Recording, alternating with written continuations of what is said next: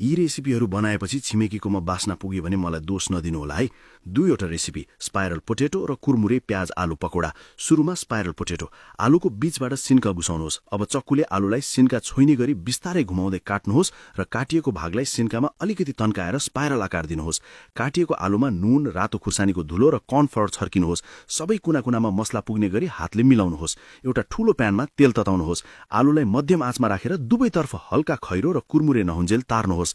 तारेको आलुलाई प्लेटमा निकाल्नुहोस्। यसको माथि मयोनिज र केचपको जिगज्याग डिजाइन बनाउनुहोस् अनि खानुहोस्।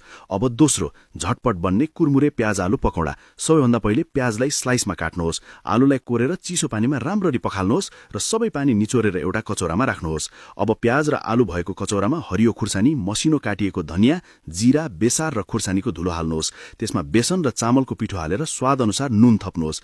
पानी नराखी सबै सामग्रीलाई हातले मज्जाले मोल्नुहोस्। तातो तेलमा ससाना डल्लाहरू बनाएर पकौडा हाल्नुहोस्। मध्यम आँचमा दुवैतर्फ गोल्डन ब्राउन नहुन्जेल तार्नुहोस्। तातो पकौडालाई टमाटरको केचप वा पुदिनाको चटनीसँग मज्जाले खानुहोस्।